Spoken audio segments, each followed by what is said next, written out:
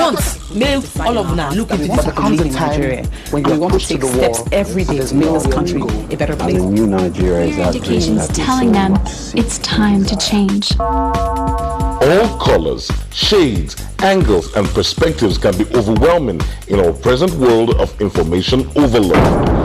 This is introducing Ground Zero. Ground Zero is a current affairs discussion phone-in program covering topical issues in the polity.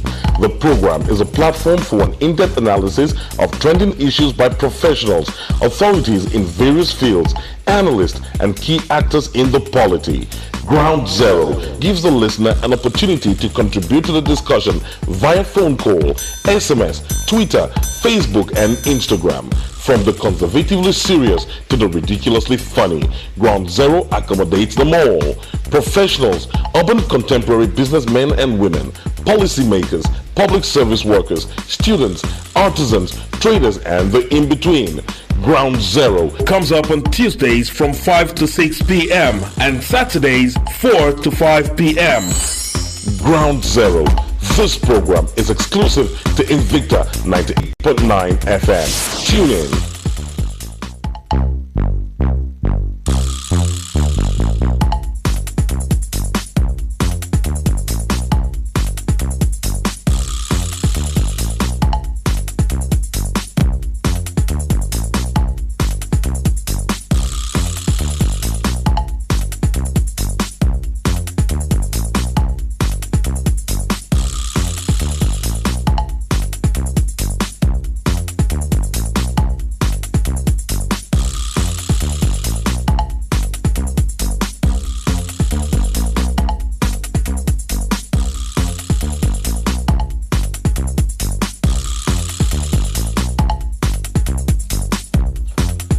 Bright and sunny Saturday evening. That's exactly what we are experiencing in Kaduna. Wishing you a nice and lovely Saturday. Hoping that you're fine and you've been keeping the dial locked on Invicta 98.9 FM. I'm sure that for you, that is always on our frequency, you know that at this time every Saturday, it's time for us to get into the groove of talking about things that would affect and touch our lives in a positive way on the Never Dull Moment program on radio Invicta 98.9 FM. That's Ground Zero. My name is Ehis Agbon, and today on Ground Zero, like always, we'll be looking at things that can make the quality of life of every Nigerian better, improving our quality of life. And to improve our quality of life, we need to be part and understand what governance is all about. And governance, of course, has so many things that makes it what it is. On the program today, we shall be looking at community-led anti-corruption and accountability initiative. Yes, you had it right. We'll be talking about how we can fight this thing that has been that is becoming a second nature to Nigeria, but God forbid we will expunge it from our system, and we need everybody to be on deck. We all have to be on the same page. In the course of the program, you'll find out details of what we will be talking about on the program. But first, let's also get to tell you about the guests that we have on the program today.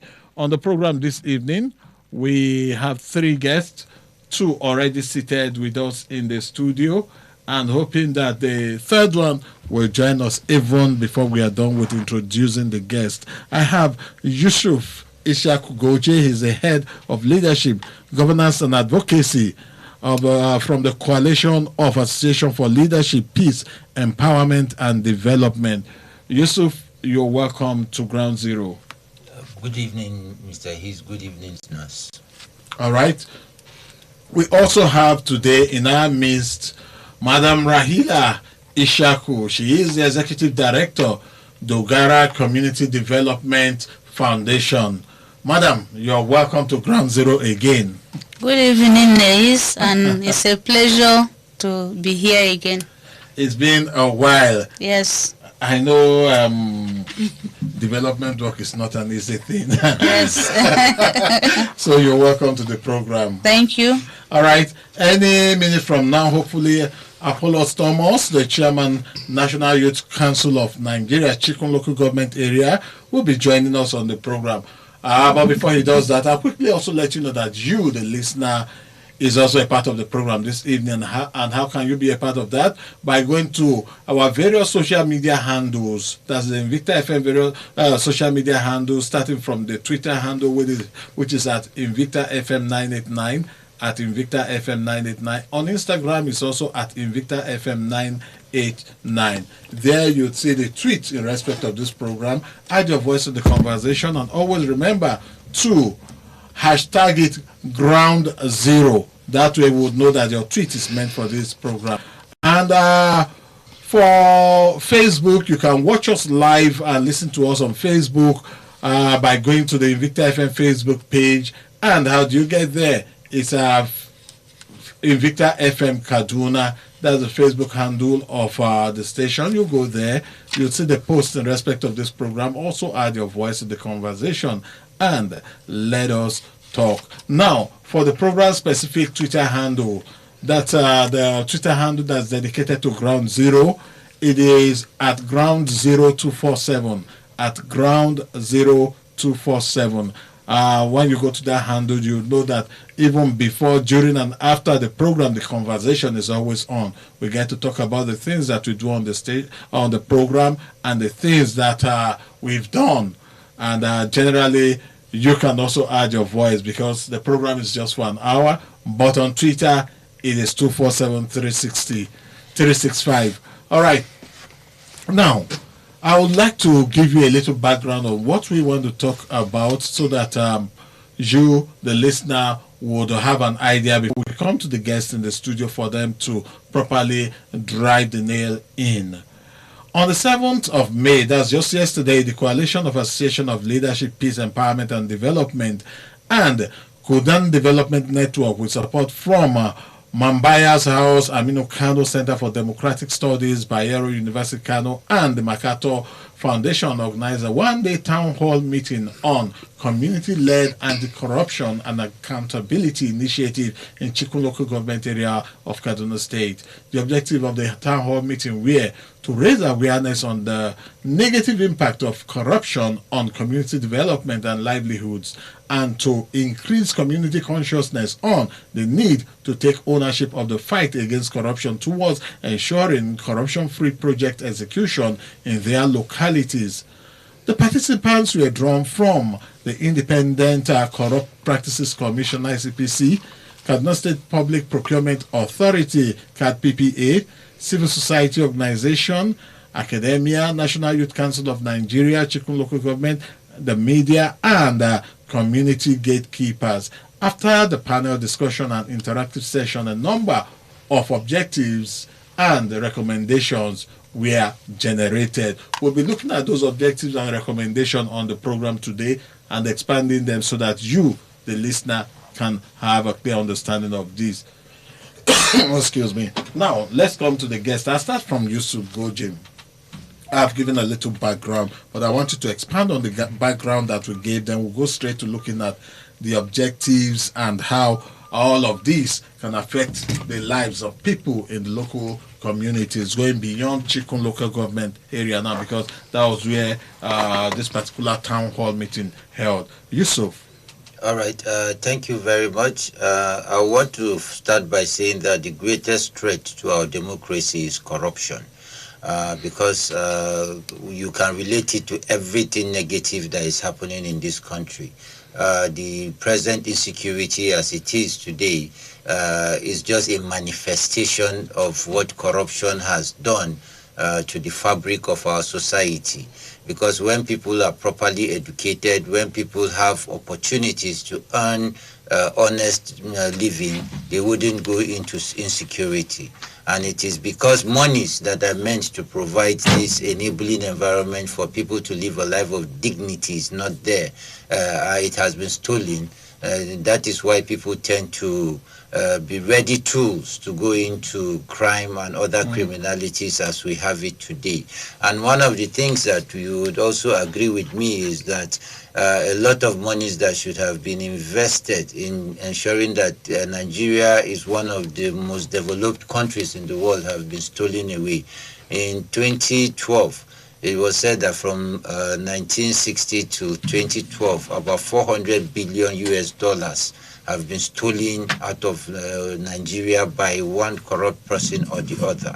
But basically, when you look at the fight against corruption, you see that we only want to address the manifestation of the problem. We don't usually go to the root of what is causing corruption.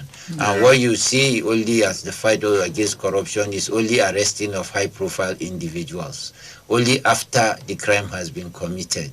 And that would not take you far, because it will end up being politicized and what have you. So for you to really address corruption, you have to go to the root where it starts taking root. And usually that is at the community level, because one of the things that have been identified to be promoting corruption is the decaying moral values and the weakening of our social structures. Today, you rather than see churches and mosques fight against corruption, they are the ones championing corruption, because once you have money, you're given a special seat in the place of worship, not minding where that money is. And you find out these religious places go into huge projects where their members donate monies that on a normal day, even the church leaders know that this member, his salary cannot give him that kind of amount of money in a year. So you find out that traditional rulers end up giving traditional titles to people that ordinarily they know that their salaries or what have you would not give them the kind of affluence that they put out there. So it means that for us to really address corruption, we have to take away the enabling environment that promotes corruption, and that is taking the fight to the community level. And that is why a lot of research has been done around that. Mumbai House, that's the Aminu Kano Center for Democratic Studies, has done a lot in that direction, and they are working with civil society now to see how we can go back to communities to begin to bring and address this issue. And lastly, around the issue of accountability, you find out that in 2010, I read a report, I think from the network of NGOs, one magazine then. It says that about 70% of public funds being stolen in Nigeria is through contracts. So it means that if you want to save a lot of the monies being stolen, then it means communities must begin to put eyes how procurement processes are done and what is the quality of jobs being executed, public services being executed at their various communities, so that where it is supposed to be 9-inch block and they see it is 6-inch block being used, they can begin to hold the government accountable. They can begin to blow the whistle to say, no, we would insist on quality because this is the amount of money that has been already budgeted and released for this. All right, thank you so much. I'm sure that with your presentation, you have already set the stage for a wonderful discussion this evening. I'll come to Madam Rahila now. In the course of your presentation, you talked about the community, and we know that the family is the smallest unit in a community. Different families make up a community, actually. And the fact that our values are already eroding or decaying or decayed or eroded, whichever way you look at it now. I'd like you to talk from that angle. How did we get here? Yes, thank you for this opportunity. As my colleague have said, I will say the values in our households have eroded or is even no more in existence, because in our household, corruption starts from the household. How do we know that it starts from there? A simple example is that someone or the head of the family have asked the mother or give money for a specific things. Go and buy these things for this. So she has presented a budget and she's given money to go and buy so-so and so-so items. Before she even goes to the market at home, she will sit down. She will even engage maybe the children, come, let's reduce this thing to so-so. That is how they now sit down and, reduce those things. Those are corruption practices right from the household. So let's say by the time she has an opportunity to be somewhere in the government places. How do you think that type of a person can now work in a public fund? This is a fund that is from the household. Yeah. From somebody, maybe let's say she shares her life and she does that. And it's not only mothers. Even children will sit down, write up, a student will just write up some things, give it to the parent, but exactly to go and execute that she will not do. So those are the values that have eroded. And also I want to also talk about the systems and structures that is in place in the that is outside the community. Yeah. It encourages also corruption. As he said, somebody, your neighbor or somebody from your village whom everybody knows where he works, eventually will just wake up one day and begin to build an estate, or his life has just changed. Instead of the community to say, what is going on with this person, everybody will be scared. What is going on? The only thing they will start celebrating, he has arrived. Whether he kills somebody or whether what does he do, you don't know, but the person has arrived. So if such values that we have before, in fact, our time, we want to say we had some values before. All of us that are from 50 upward, we have some values before.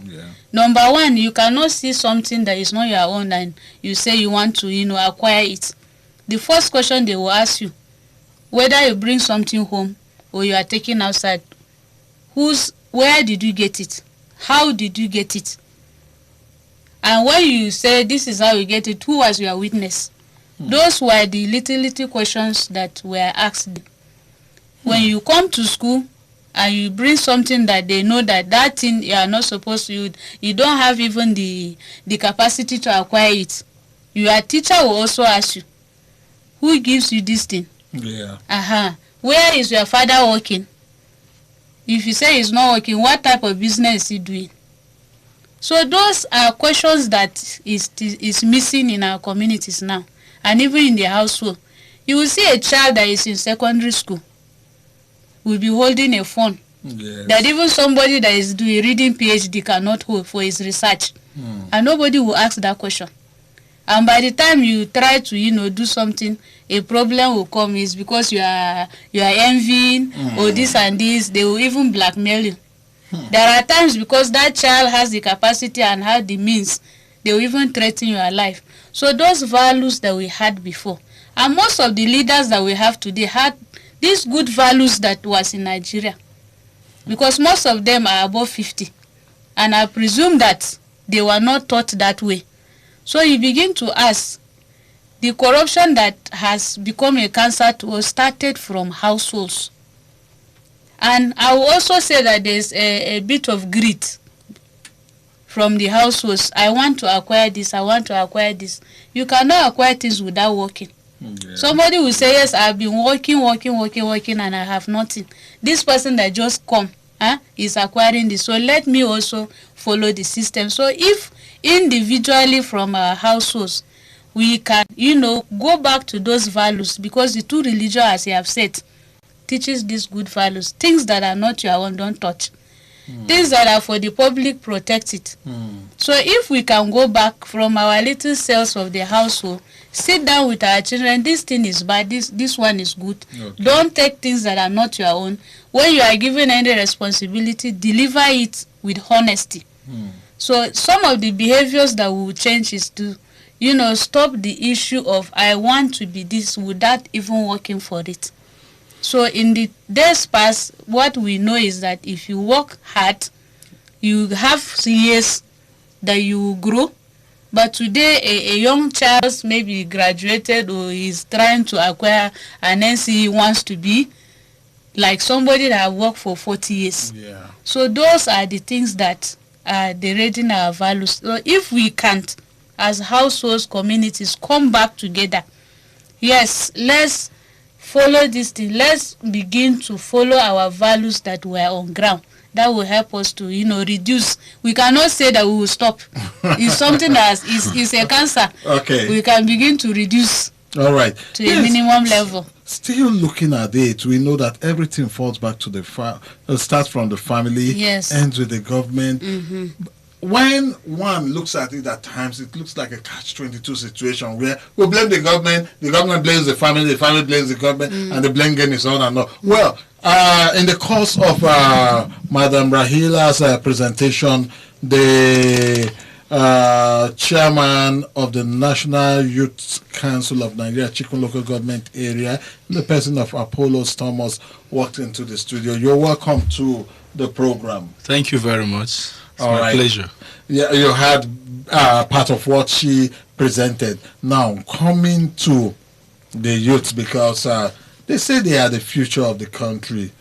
And when we are looking at the corruption that seems to be everywhere today, one wouldn't also exclude the youths from it, because they are active participants in all of this. And they I would say, would even bear the brunt of it all.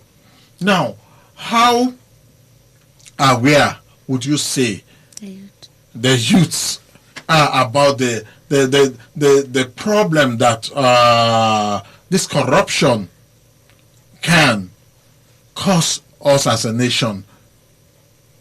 Thank you very much. Let me commend what she said about values and the right morals for the upcoming ones, and the youth particularly, because youth are the bane of our society.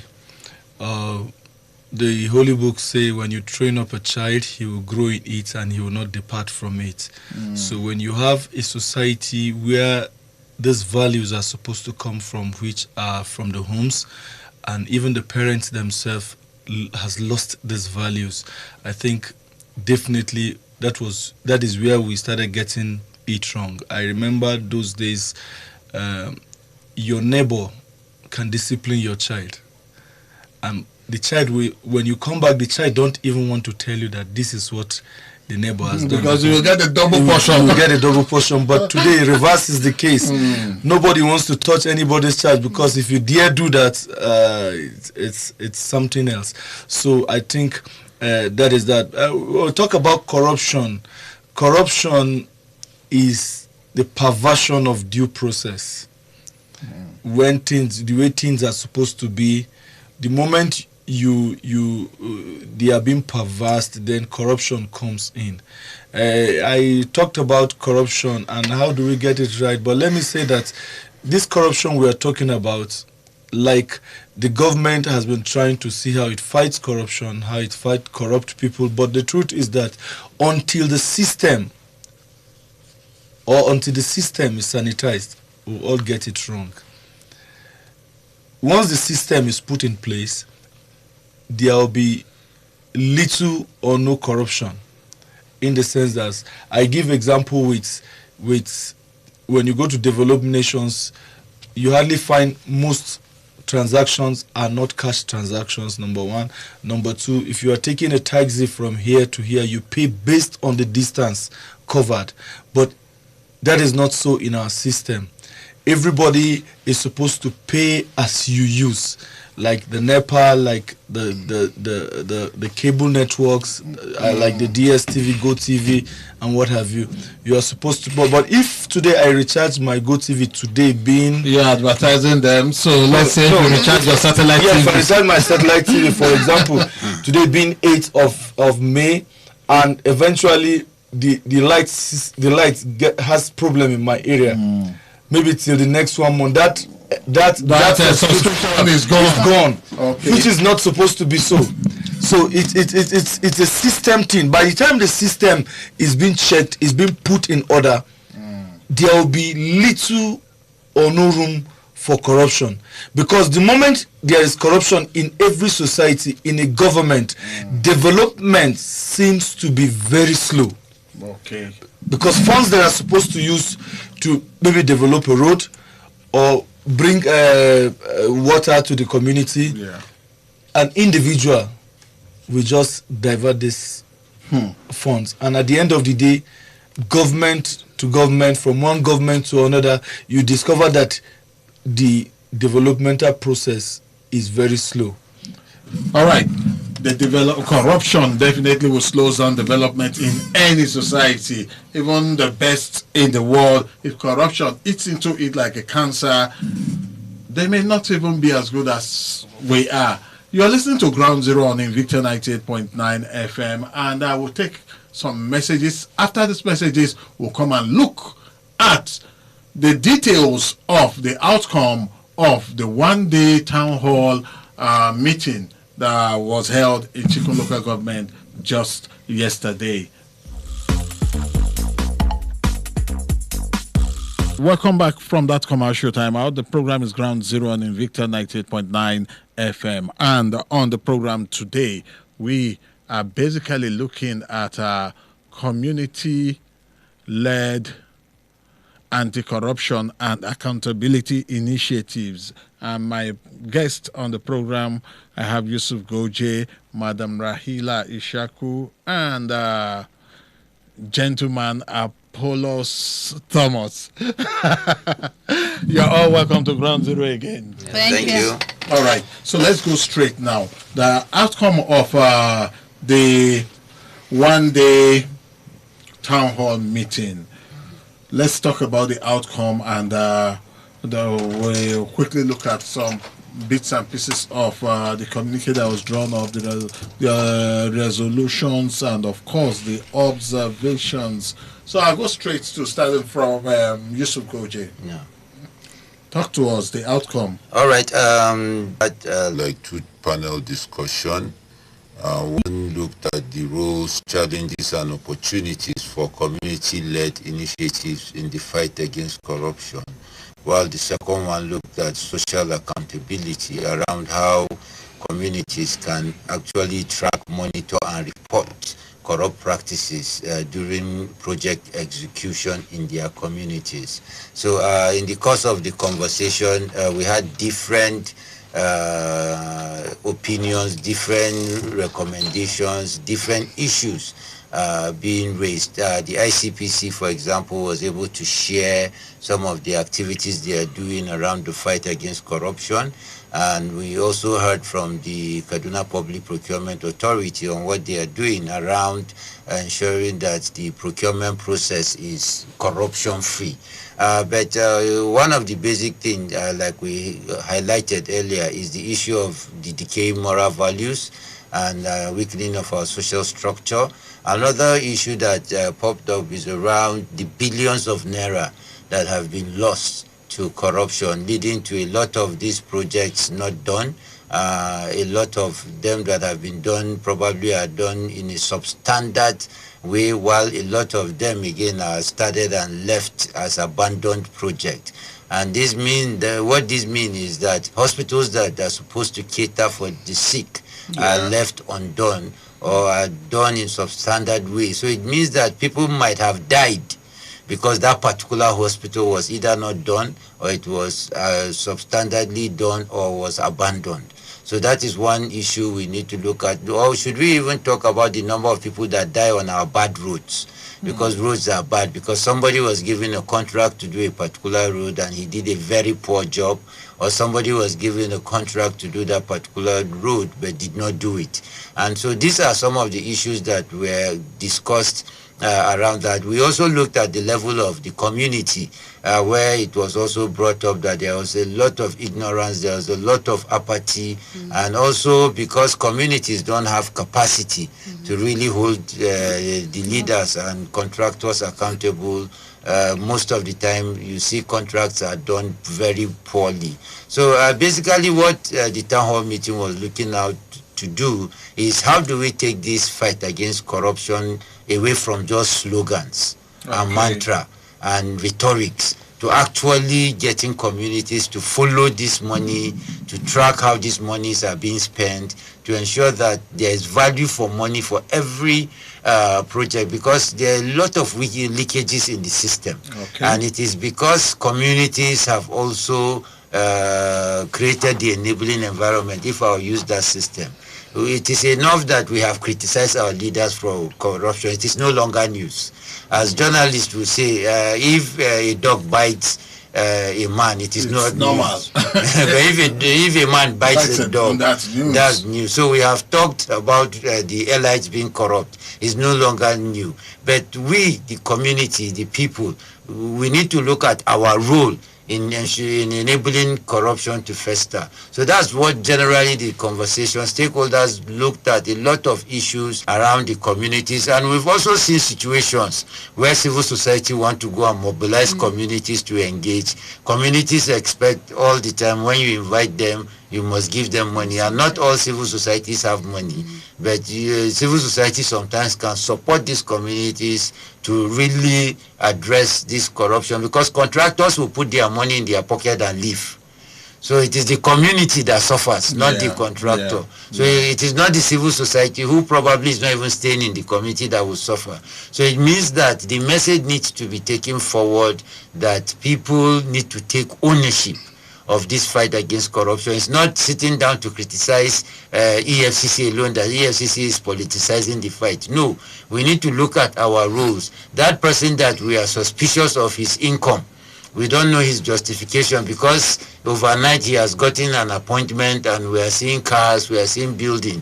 Ask, how much is his salary? How much is his allowances? Will it be able to give him that kind of lifestyle? So these are issues that we need to start looking out for and checking corruption through project monitoring. All right. Thank you so much, Yusuf. I come to Madam Rahila now.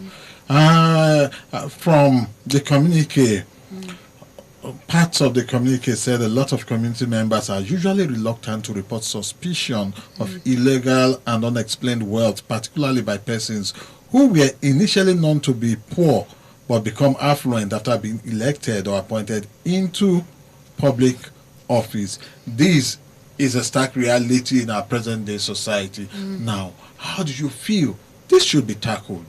Yes, I think through education, creating awareness, because I think it's sheer ignorance.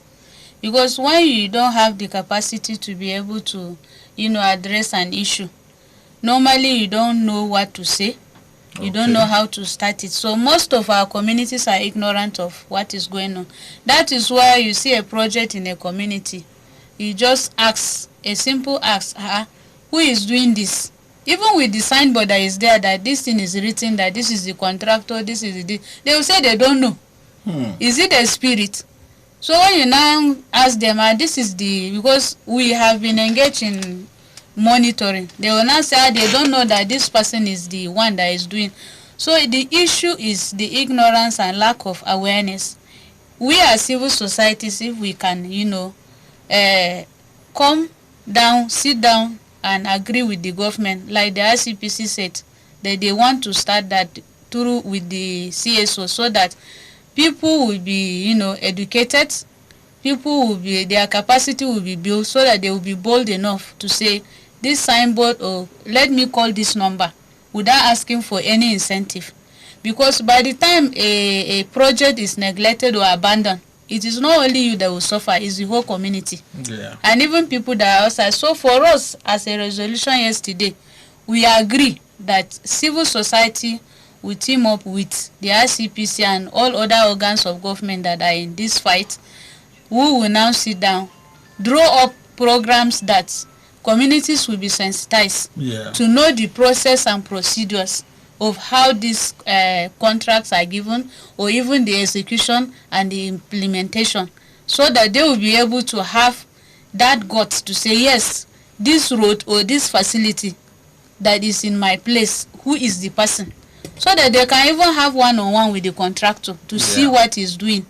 But it's the issue of ignorance that is making them not to ask questions. All right. If we are talking about ignorance, we also know that the bulk of the people in every community are the youths. The most educated population in every community are the youths.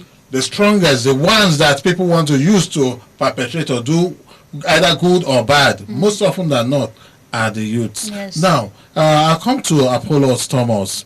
As a youth leader, the government has put in place various feedback mechanisms, and like we also notice, since many people are either afraid or ignorant of coming out to demand, accuse, or point out when corruption has taken place. With this app that the government has put in place, at least it's a medium for people to point out issues, know what is happening, and point out issues when something is going wrong. And we also know that the people that are techie, that's those that are aware of how to use these digital devices, are the young people. And from what we have seen with this particular feedback mechanism, the usage seems to be low. Why is it that the youths are not really interested in reporting when corrupt practices have happened, or when something that they know shouldn't be, like in the case of someone that suddenly becomes very wealthy? The next thing you see is the young one's going to be the person's boy. The person immediately becomes chairman to them and all of that. Why is it that the youths are not going all out to play their role in this loop of governance, as it were, when it comes to reporting corruption and the fight against all of this in our community? Okay, like I will always say, when it goes wrong in the community, it's the blame is on the youth. But when it goes right, the elders receive the praises. You see, we talked about values, number one. And number two, I'll look at the issue of sensitization. Okay. Like what we are doing now is sensitizing the community. Okay. So sensitizing the youths on the need for ownership. Once a project is brought to your community, it's for your own good. Yeah. It's for your own development. Yeah. It's for your own advancement. Yeah. So instead of burning your data in watching things that are not helpful, watching the latest bling bling. Yes. I don't know. We need to be involved in community development.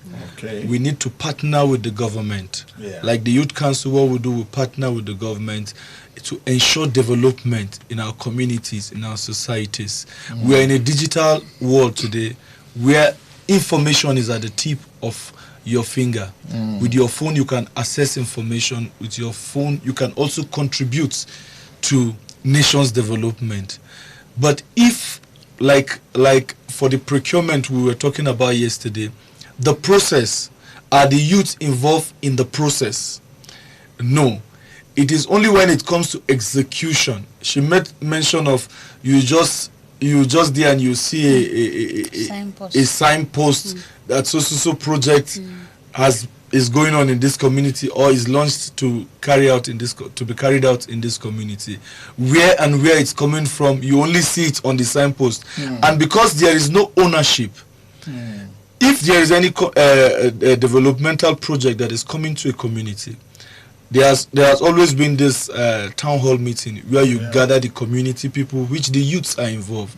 This is the project we want to do in your community, and as such we want everyone member of that community to take ownership and responsibility, because if the project goes wrong, it affects the community. If it goes right, it affects it benefits the community. I will always say, if you agitate for light today, maybe transformer, and you are given transformer, you don't expect the government to come and be the ones to secure the transformer and the cables. It is your responsibility to do what?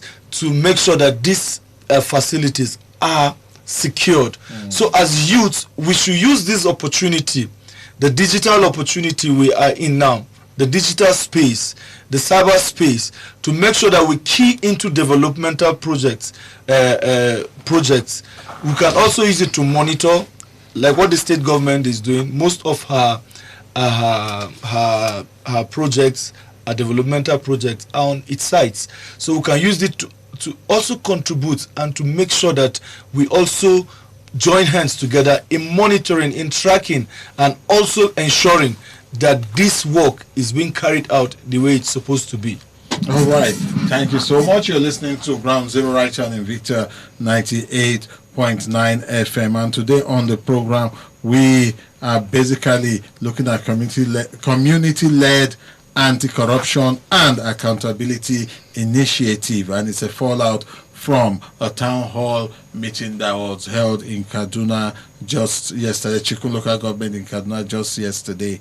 And we are looking at fallout from it and how we on our own part can also add value to all of this discussion. We'll open up the phone lines very soon, but meanwhile, I want to remind you that you can go to our various social media handles and add your voice. On Facebook is Invicta FM Kaduna. Invicta FM Kaduna. You can watch the video, the live video stream of what's happening there and add your voice to it. And on Twitter is at Invicta FM 989. And on the program specific Twitter handle, it is at Ground 0247. Ground 0247. Like always, go to the page, Ground Zero page, follow the page, and let's keep the conversation going. Now, the resolution, I can see there are quite a number of them, but maybe we'll just touch on one or two of the resolution. The one that touches on taking this campaign to the traditional and religious leaders, and what impact do you think that would have? I'll take that from Yusuf. Yes, the traditional rulers and our religious leaders are the custodians of our moral values, and it means that they have a critical role to play in conscientizing the people about the moral side effect of engaging in corruption. Because what you find out is that we are breeding a culture of get rich quick mentality. We are breeding a culture of primitive accumulation. Everybody wants to accumulate. But for our religious leaders, we must also point out to people that at the end of the day, all this is vanity.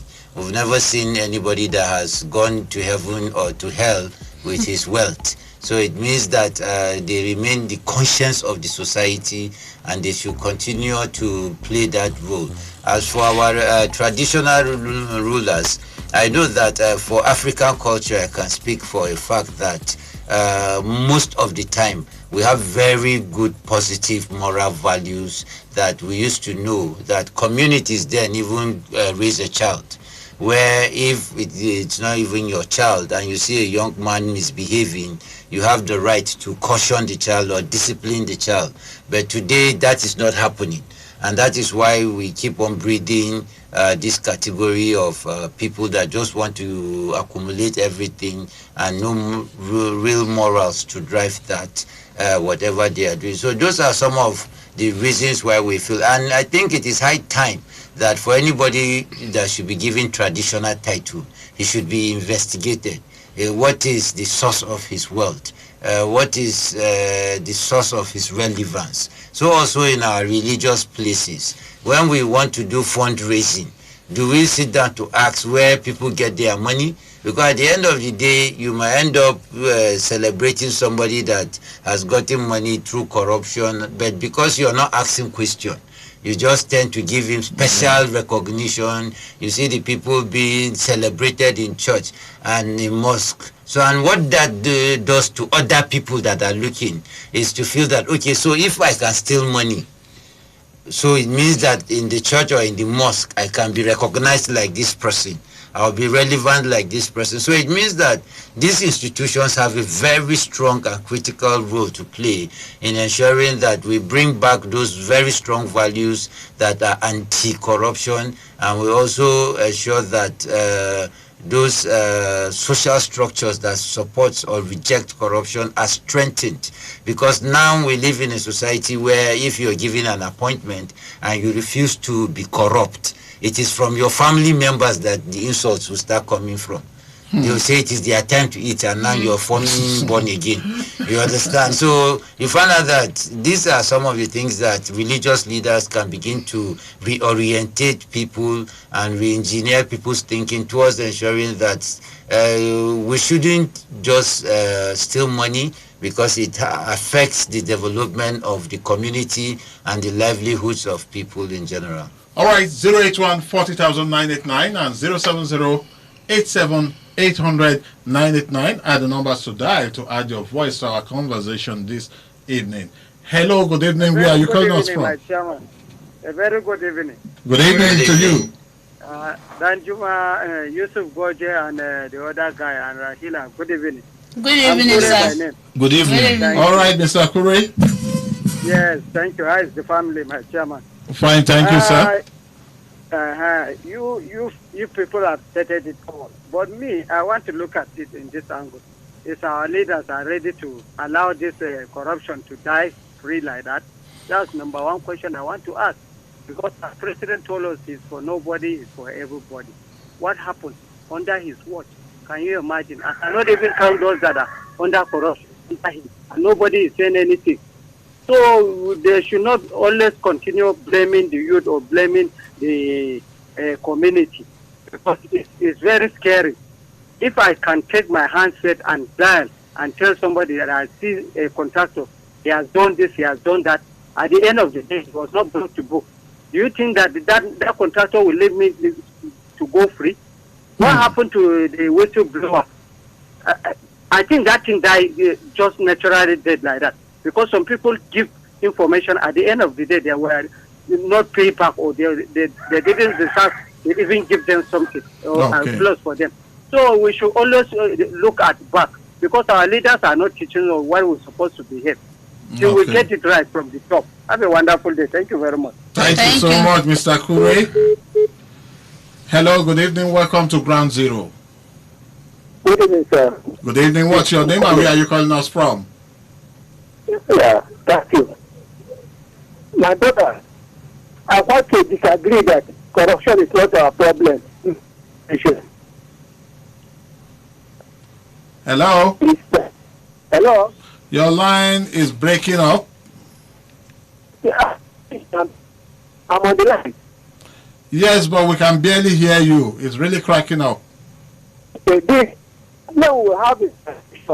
I want to disagree that it's not corrupt. We may have to let you go. Let's take some other call. Hello, good evening. Welcome to Ground Zero. Good evening, sir. I want to welcome you. I want to greet you, and I welcome all your visitors. Thank you so much. What's your name and where are you calling us from? Please, I am Baba Madaki speaking from Sabon Tasha. All right, Baba Madaki. Honestly speaking, I want to say one thing. In the past, I did my NYC at Taraba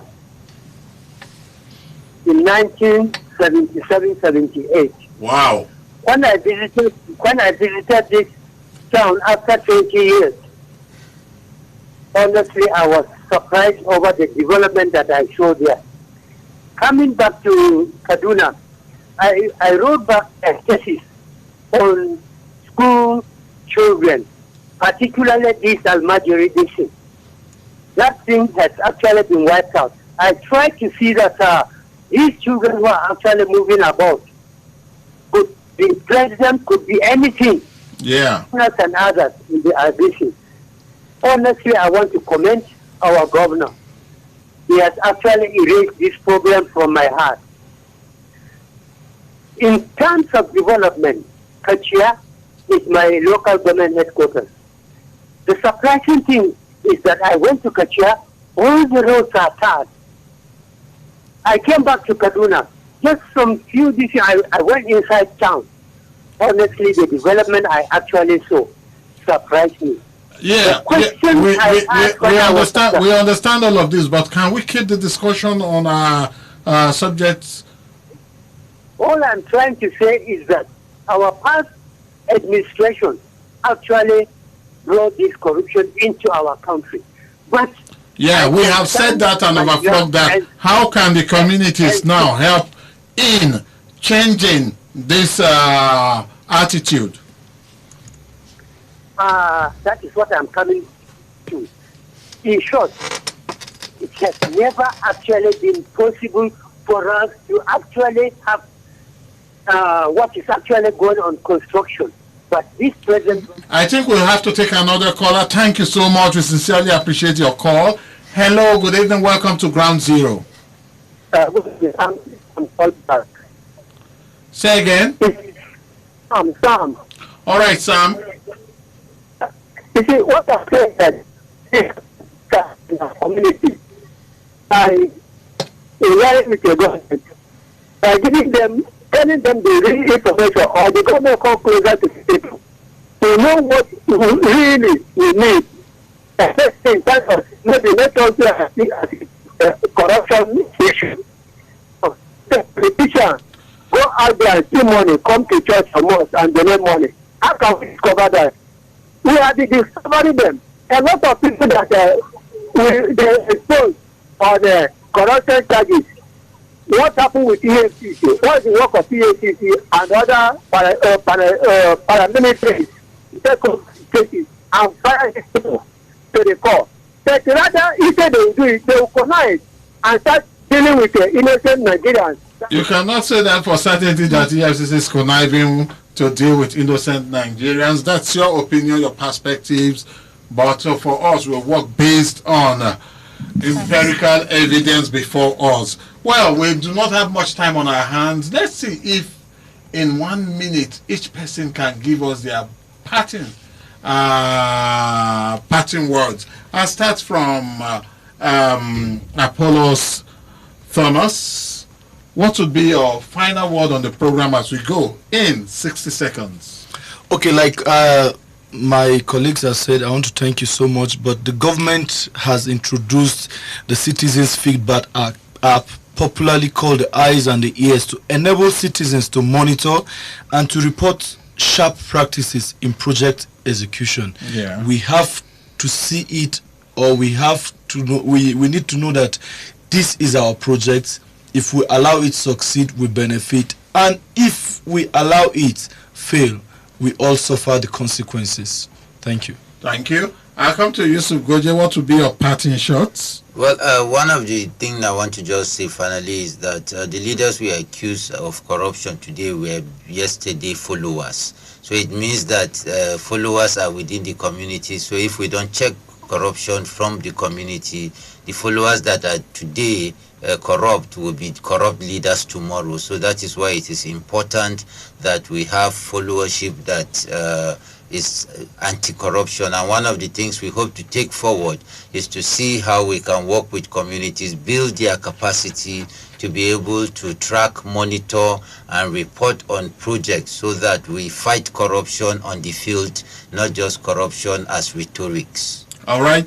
Madam Rahila? I want to look at it as from the household or the individual perspective. I want families to begin to reverse those good values that we had before. We have to start from ourselves, because you cannot sit somewhere and start accusing somebody. You, in your own small area, if you are given an assignment, do you do that corruption free? Let's ask ourselves those questions. And our little ones that are in our homes, what values are we teaching them? So let's think like that and work around it. Because if we start eradicating corruption from our household, we will not have leaders tomorrow that we will be accusing that they are the one that are doing. They came from a home. So let's start from our homes. And by the grace of God, we will see that we will work around that, so that we will have the next generation corruption free. Wow. And that is the hope, prayers and dream of every Nigeria, to have our next generation of leaders to be corruption free. I sincerely want to appreciate you all for having time to be on the program today. Today on the program Ground Zero, we looked at the community-led anti-corruption and accountability initiatives. And my guests today on the program were Yusuf Ishaku Goje. He's the head of leadership, governance, and advocacy the Coalition of Association for Leadership, Peace, Empowerment and Development, CALPED. Yusuf, thank you so much for having time to be on Ground Zero. My pleasure being here. And on the program today, we also had Madam Rahila Ishaku. Beta. She is the Executive Director of Dogara Community Development Foundation. Thank you so much, Madam. Thank you, Ehis. And we also have on our list today Apollos Thomas. He's the Chairman, National Youth Council of Nigeria, Chikun local government area. Apollos? Thank you for having me. When you build the youth, you build a nation. And when you destroy the youth, you destroy the nation. That's saying it just the way it is. I am Ehis Agbon. You call me the Peacemaker. I'll be on Tuesday for another package of the program Ground Zero right here on Invicta 98.9 FM. Between now and then, like always, I would say, plant a tree today, water it, and watch it grow. May the good mighty Lord bless and keep us all. Before you claim right of way, make sure you are safe and not sorry.